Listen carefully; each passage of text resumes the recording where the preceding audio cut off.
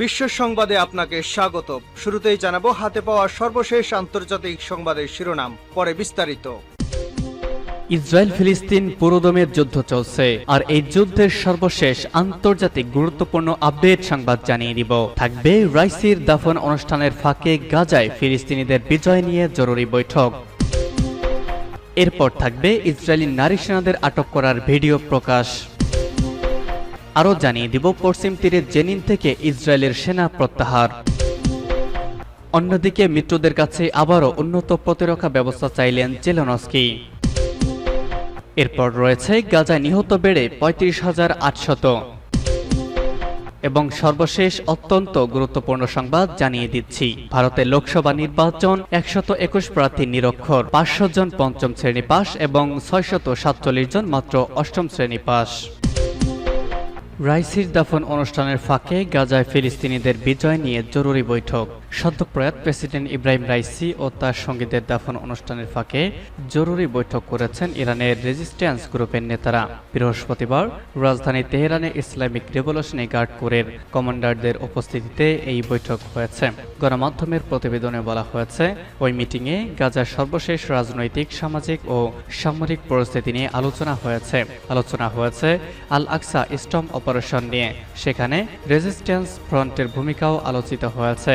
এই অঞ্চলের resistance fronts এবং অংশগ্রহণকারী সব গ্রুপের অংশগ্রহণে গাজায় ফিলিস্তিনি রেজিস্ট্যান্সের পুরোপুরি বিজয় না হওয়া পর্যন্ত যুদ্ধ অব্যাহত থাকার গুরুত্ব নিয়েও জোর আলোচনা হয়েছে। কুদস ফোর্সের ব্রিগেডিয়ার জেনারেল ইসমাইল কানি এবং আইআরজিসির মেজর জেনারেল হুসাইন সালামি এ সময় উপস্থিত ছিলেন। ইসরায়েলি নারী সেনাদের আটক করার ভিডিও প্রকাশ। গত বছরের ৭ অক্টোবর ইসরায়েলে হামাসের হামলার সময় একটি সামরিক ঘাঁটি থেকে ৫ জন ইসরায়েলি নারী সেনাকে আটক করার ভিডিও ফুটেজ প্রকাশ করা হয়েছে। জিম্মি হিসেবে আটক এসব সেনার পরিবার অনুমতি দেওয়ার পর গতকাল ইসরায়েল একটি প্রচারণা দিল। দল এই ভিডিও প্রকাশ করেছে। ৩ মিনিটের ভিডিও ক্লিপটিতে দেখা গেছে নারী সেনারা মাটিতে বসে আছেন, কারো কারো মুখে রক্ত, তাদের হাত পেছনে শক্ত করে বাঁধা। দক্ষিণ ইসরায়েলের নাহাল ওজ ঘাঁটি থেকে তাদের বন্দী করা হয়। জিম্মি ও নিখোঁজদের পরিবারের সদস্যদের নিয়ে গঠিত ফ্যামিলি ফোরামের এক বিবৃতিতে বলা হয়, হামাসের ক্যামেরায় ধারণ করা ২ ঘন্টার ভিডিও থেকে এই ফুটেজ নেওয়া হয়েছে। বিবৃতিতে আরও বলা হয়েছে, ভিডিওতে তাদের অপহরণের সময় হিংসাত্মক, অপমানজনক ও আতঙ্কজনক আচরণের বিষয়গুলো ফুটে উঠেছে। ফুটেজের শেষ দিকে দেখা গেছে এসব নারী সেনাকে হামাস একটি সামরিক জিপে তুলে নিয়ে যাচ্ছে। ওই সামরিক গাড়িতে হামাসের হামলায় ৫০ জনের বেশি ইসরায়েলি সেনা নিহত হয়েছে, এদের মধ্যে ১৫ জন নারী সেনা। এ সময় হামাস ৭ নারী সৈন্যকে জিম্মি হিসেবে আটক করেছে। এদের মধ্যে একজনকে ইসরায়েলের সামরিক অভিযানের সময় ছেড়ে দেওয়া হয়। অপর একজনের লাশ উদ্ধার করে ইসরায়েলকে হস্তান্তর করা হয়। এদিকে হামাস বলেছে, ভিডিও ফুটেজে কারসাজি করা হয়েছে যাতে মিথ্যে অভিযোগ এবং প্রতিরোধের ভাবমূর্তিকে ক্ষুণ্ণ করা যায়। উল্লেখ্য, ফিলিস্তিনি সংগঠন হামাস গত বছরের ৭ অক্টোবর ইসরায়েলে আকস্মিক বড় ধরনের হামলা চালায়। এ সময় তারা প্রায় ১,১৭০ জন ইসরায়েলকে হত্যা এবং ২৫০ জন জিম্মি করেছে। এখনও হামাসের কাছে ১২৪ জন জিম্মি হিসেবে আটক রয়েছে। এদিকে ৭ অক্টোবর ইসরায়েল গাজায় প্রতিশোধমূলক পাল্টা হামলা শুরু করে, যা এখনও চলছে। গাজা ইসরায়েলের অব্যাহত এই হামলায় ৩৫,৭০৯ জন ফিলিস্তিনি নিহত হয়েছে, এদের অধিকাংশই নারী ও শিশু। পশ্চিম তীরের জেনিন থেকে ইসরায়েলের সেনা প্রত্যাহার। অধিকৃত পশ্চিম তীরের জেনিন শরণার্থী শিবিরে কয়েকদিন ধরে অভিযান চালাচ্ছে ইসরায়েল। বৃহস্পতিবার সেখান থেকে সেনা প্রত্যাহার করেছে ইসরায়েলি সামরিক বাহিনী। এক প্রতিবেদনে কাতার ভিত্তিক সংবাদ মাধ্যম আল জাজিরা এই খবর জানিয়েছে। মঙ্গলবার থেকে শুরু হওয়া অভিযানে মোট ১২ ফিলিস্তিনি নিহত হয়েছেন। তাদের মধ্যে অন্তত ৪ জন শিশু, ১ জন চিকিৎসক ও ১ জন শিক্ষক রয়েছেন। শহরটিতে একটি সন্ত্রাস বিরোধী অভিযান পরিচালনা করার দাবি করেছিল ইসরায়েলি সামরিক বাহিনী। তবে প্রত্যক্ষদর্শীরা জানিয়েছেন, ইসরায়েলি বাহিনী রাস্তায় নির্বিচারে গুলি চালাচ্ছে। অভিযানের ভিডিও ক্লিপগুলোতে এক ইসরায়েলি সেনাকে বেশ কয়েকজন ফিলিস্তিনি বন্দীদের একজনকে লাথি মারতে দেখা গেছে। তাদের অন্তর্বাস পরিহিত অবস্থায় রাস্তায় হাঁটু গেড়ে বসতে বাধ্য করা হয়েছিল। জেনিনে আল জাজিরার প্রতিনিধিদের ওপরও গুলি চালিয়েছিল ইসরায়েল। প্রতিবেদনটিতে বলা হয়েছে, লাইভে যাওয়ার প্রস্তুতি নেওয়ার সময় তাদের এক সংবাদদাতা হামলার শিকার হন। এ সময় কাছাকাছি একটি হোটেলে এক কর্মী আহত হয়েছেন। মিত্রদের কাছে আবারও উন্নত প্রতিরক্ষা ব্যবস্থা চাইলেন জেলেনস্কি। রুশ গাইডেড বোমা হামলা থেকে ইউক্রেনের শহরগুলোকে রক্ষা করার উন্নত প্রতিরক্ষা ব্যবস্থা দরকার বলে জানিয়েছেন ইউক্রেনের প্রেসিডেন্ট ভলোদিমির জেলেনস্কি।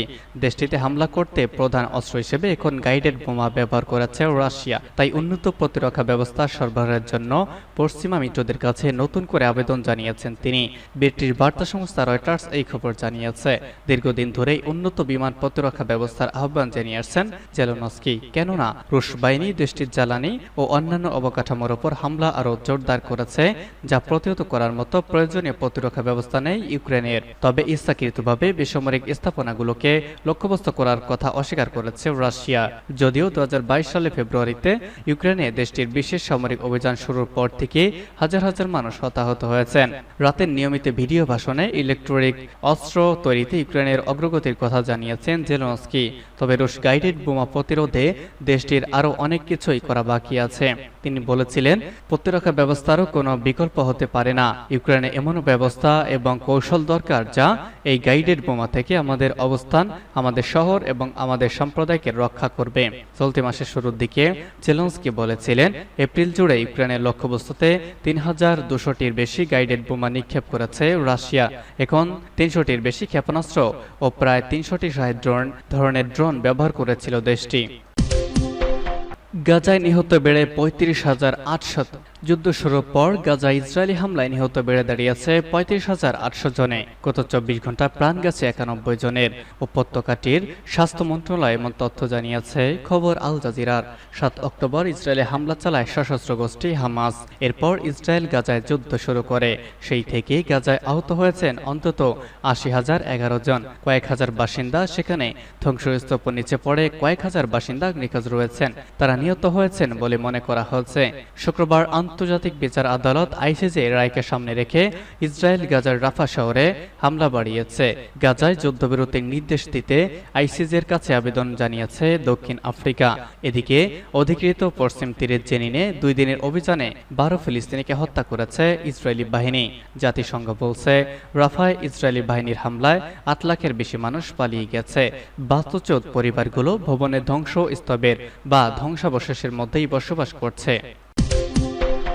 ভারতের লোকসভা নির্বাচন, 121 প্রার্থী নিরক্ষর, 647 জন মাত্র অষ্টম শ্রেণী পাস। ভারতের লোকসভা নির্বাচনে প্রতিদ্বন্দ্বিতাকারী 123 জন প্রার্থী হলফনামায় নিজেদের নিরক্ষর বলে ঘোষণা করেছেন এবং 359 জন পঞ্চম শ্রেণী পর্যন্ত পড়াশোনা করার বিষয়ে উল্লেখ করেছেন। দেশটির poll rights board association for democrat রিফর্মার্সের ADR এক রিপোর্টে উঠে এসেছে এমন তথ্য। রিপোর্টে আরও বলা হয়েছে, 647 জন প্রার্থী হলফনামা অষ্টম শ্রেণী পর্যন্ত পড়াশোনার কথা উল্লেখ করেছে। প্রায় 1313 জন প্রার্থী নিজেদেরকে দ্বাদশ শ্রেণী পাস এবং 1502 জন প্রার্থী স্নাতক ডিগ্রি পাসের তথ্য দিয়েছেন। রিপোর্ট অনুসারে ডক্টরেট ডিগ্রিধারী প্রার্থী রয়েছেন 198 জন। লোকসভা নির্বাচনে প্রতিদ্বন্দ্বিতাকারী 8360 জন প্রার্থীর মধ্যে 8337 জনের শিক্ষাগত যোগ্যতা বিশ্লেষণ করেছে এডিআর। নির্বাচনের প্রথম পর্বে 639 জন প্রার্থী তাদের শিক্ষাগত যোগ্যতা পঞ্চম থেকে দ্বাদশ শ্রেণীর মধ্যে বলে জানিয়েছেন। স্নাতক বা উচ্চতর ডিগ্রি রয়েছে 836 জনের। এছাড়াও 36 জন প্রার্থী নিজেদেরকে শিক্ষিত, 26 জন নিরক্ষর দাবি করেছেন এবং 4 জন তাদের শিক্ষাগত যোগ্যতা প্রকাশ করেননি।